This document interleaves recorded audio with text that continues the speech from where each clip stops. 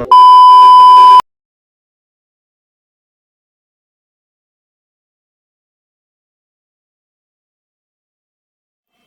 everyone! Maayong gabi April 23, 2023 karon mi karon sa Mactan Shrine. Matanaw mi sa Grand Showdown sa Lapu2x Got Talent. Atong saksihan karong gabi una kung kinsay makasungkit sa 50,000 pesos. Daghan na kayong tao pag-abot na ko guys, 6:30. So gihatod pwede kong nunay diri guys kay apason ako niyang taod-taod. Nakalakaw ko diri ang side kay mangita ko og pwesto kay kinatong height dili siya pwede magpaluyo.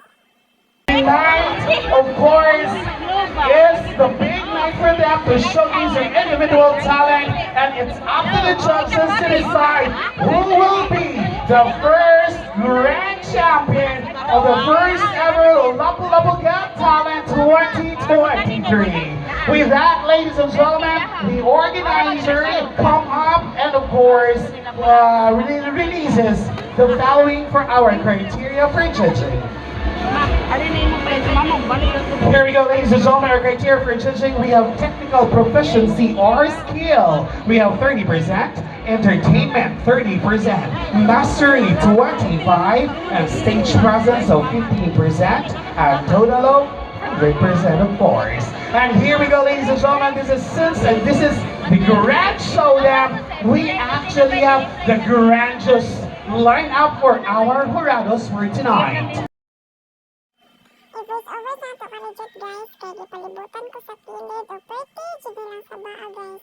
Wala jud ko kadungog sa MC giingon sa MC then napaila-ila na daw siya sa mga names sa mga judges then hapit na siya magsugod.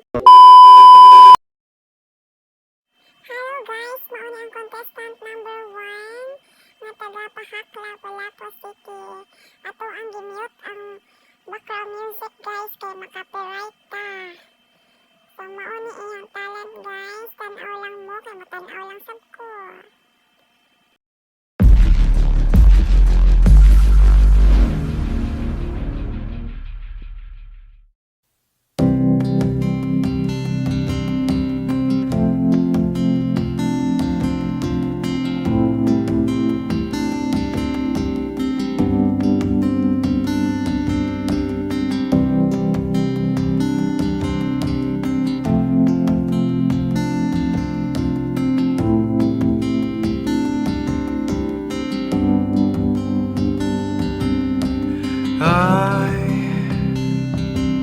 I've searched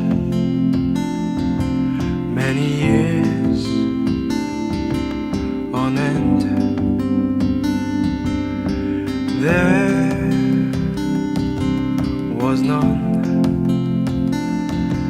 that my soul could depend.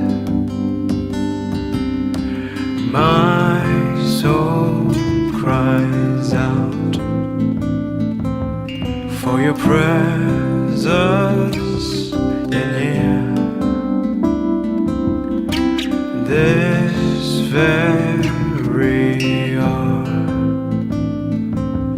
for your presence in here. In His name I find, in His name I find, in His name I find the peace I seek. In His name I find, in His name I find, in His name I find the joy I seek.